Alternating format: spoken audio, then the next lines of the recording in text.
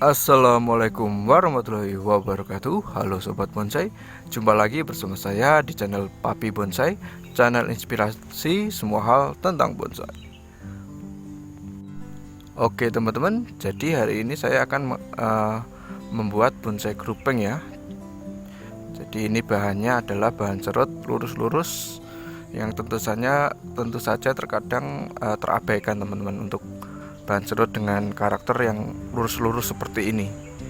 Nah, ini mau saya coba manfaatkan untuk menjadi bonsai dengan tema grouping ya, dengan gaya panorama hutan nanti.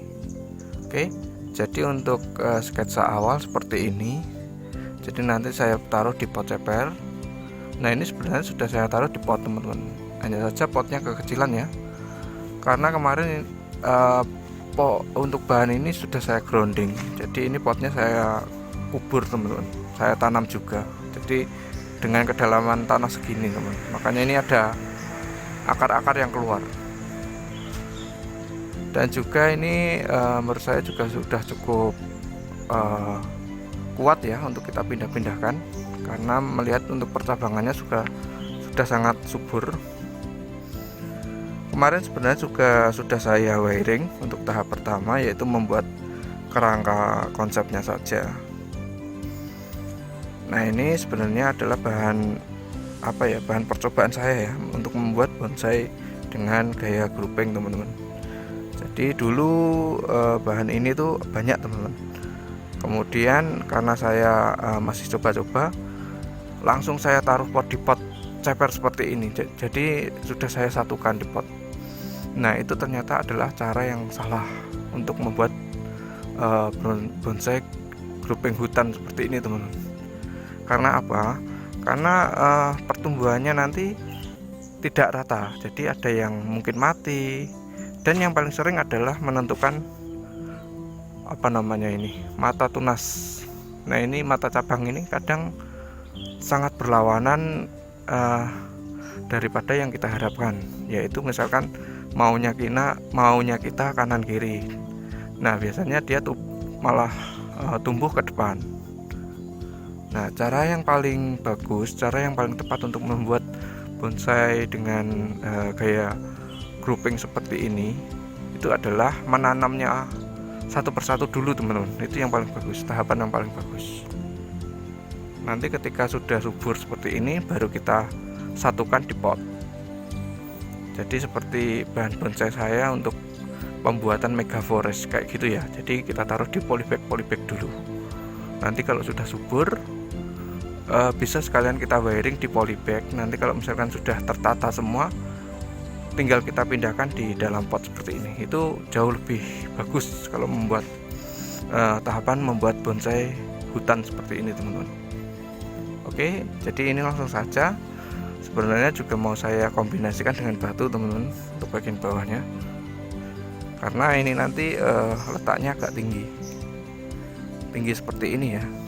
Nah, ini kan agak tinggi ini, mungkin pangkal akarnya di sini teman-teman. Jadi memang saya bikin agak tinggi, jadi memberikan kesan megah lah. Dan media nanti biar agak banyak, karena ini sangat tipis. Kasihan nanti pohonnya kalau terlalu panas, biasanya mediannya tembus teman-teman, tembus panas. Oke, jadi langsung saja. Nanti saya konsep hutan di atas bebatuan. Jadi untuk bagian pondasi sudah saya kasih batu teman-teman. Dan untuk bahannya sendiri masih saya rendam ya, karena ini akarnya sudah sangat kuat menempel di dalam pot.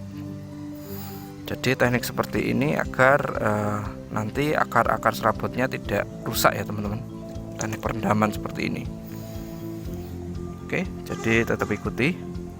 Nah, ini saya rasa sudah selesai penempatan di pot cepernya teman-teman, dan juga penataan bawah menggunakan atau mengkombinasikan dengan bebatuan ya. Jadi ini tadi untuk akar serabutnya juga sudah saya tata. Jadi untuk memberi kesan agar pohon ini atau hutan ini tuh tumbuh di atas bebatuan seperti ini teman-teman. Jadi kesannya ada akar yang mencengkeram batu ya teman-teman ya. Jadi ini adalah panorama hutan di atas batu ya. Nah, untuk bagian belakangnya juga sudah saya tata. Ini batu semua ya teman-teman. Tidak saya bersihkan, saya takut nanti terlalu over untuk airnya, jadi mengakibatkan terlalu lembab. Nah, ini untuk bagian samping juga sudah pas, tepat di tengah-tengah pot. Dan juga untuk tampilan depannya dari sini teman-teman. Nah, sudah menarik ya. Jadi teman-teman itu nggak usah terlalu berfanatik dengan bahan bagus teman-teman kalau mencari bahan di hutan. Saya pun juga begitu, maksudnya saya pun juga pengen punya bahan bagus, tapi kita melihat dulu ketersediaan alam ya. Kita gunakan saja daya imajinasi kita untuk menghasilkan karya-karya tertentu. Seperti halnya ini teman-teman, tentu saja untuk bahan-bahan yang lurus-lurus seperti ini hampir tidak dijamah orang kalau di tempat saya. Karena di tempat saya alhamdulillah untuk bahan serut sendiri cukup melimpah ya. Jadi untuk bahan serut yang lurus-lurus seperti ini nggak pernah diambil. Jadi ini saya manfaatkan, mengingat saya juga memiliki keterbatasan dalam mencari bahan ya. Jadi untuk mencari bahan yang bagus tentu saja harus masuk hutan kalau di tempat saya. Dan juga keterbatasan tenaga, karena saya juga cukup lemah ya, tidak kuat kalau misalkan mendongkel barang yang besar-besar. Jadi saya manfaatkan saja barang-barang sederhana seperti ini teman-teman.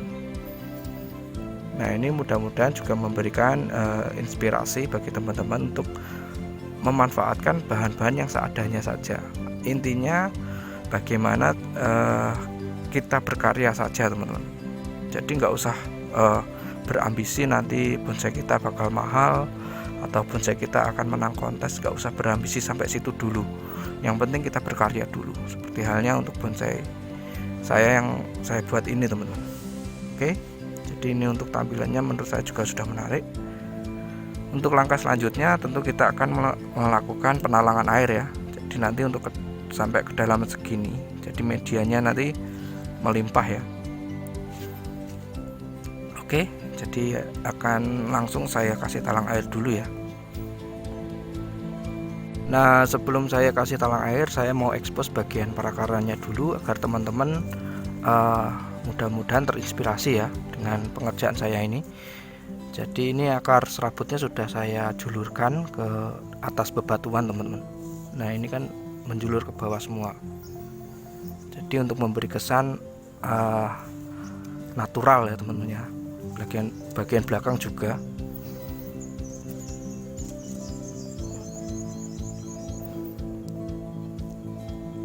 Nah, untuk bonsai-bonsai dengan konsep hutan atau bertema grouping seperti ini teman-teman, yang paling inti dalam pengonsepan itu adalah pembuatan ruang dimensi, yaitu bagaimana cara kita menampilkan suatu pohon atau pohon dengan batang banyak seperti ini, yang batang bagian belakang itu juga kelihatan teman-teman. Nah, itu yang dinamakan ruang dimensi ya. Bukan hanya di bagian penataan cabang saja, tapi batang itu juga memerlukan kebukaan ruang dimensi. Jadi orang yang melihat untuk bonsai dengan tema grouping atau berbatang banyak seperti ini itu perspektifnya adalah dia akan melihat pohon yang seakan-akan kita menampilkan hutan itu yang belakang juga ada pohonnya kayak gitu teman-teman. Jadi itu yang dinamakan ruang dimensi. Jadi pohon ini memiliki ruang ya, tidak seperti karya seni 2 dimensi teman-teman. Nah, oke. Nah, ini sudah cukup saya kasih talang airnya. Jadi media full ya teman-teman. Karena di tempat saya ini sangat panas, jadi sebisa mungkin dalam pemberian media dipertebal ya. Jadi panas itu tidak menembus sampai ke dasar pot nanti. Kan kasihan juga untuk perkembangan akarnya pasti terganggu. Lagi pula ini juga sedang membuat program akar ya. Jadi akar-akar serabut yang saya tata di atas batu tadi, harapan saya bisa lebih membesar dan tentu saja bisa memberi kesan agar benar-benar mencengkram pada batu. Jadi saya juga sering mengingatkan pada teman-teman saya ketika pohon mereka ingin saya garap lah istilahnya, saya itu pasti minta disiapkan juga talang air ya. Kalau misalkan waktu wiring ya saya minta untuk disiapkan kawatnya juga. Kalau untuk ganti-ganti media atau reposisi, saya pasti selalu minta disiapkan media sama talang air seperti ini teman-teman. Jadi untuk menjaga kelembapan akar itu agar tidak stres nanti. Oke, jadi ini tinggal membuat bagian atasnya, kemudian nanti kalau akar sudah kuat kita bisa copot. Nah itu nanti hasilnya insya Allah akan sangat luar biasa. Oke, jadi mudah-mudahan bisa memberi manfaat bagi teman-teman. Jadi tetap ikuti channel saya Papi Bonsai, dan juga melihat untuk tahapan-tahapan yang akan saya lakukan, dan juga inspirasi-inspirasi semua hal tentang bonsai lainnya ya. Jadi terima kasih sudah menonton. Assalamualaikum warahmatullahi wabarakatuh.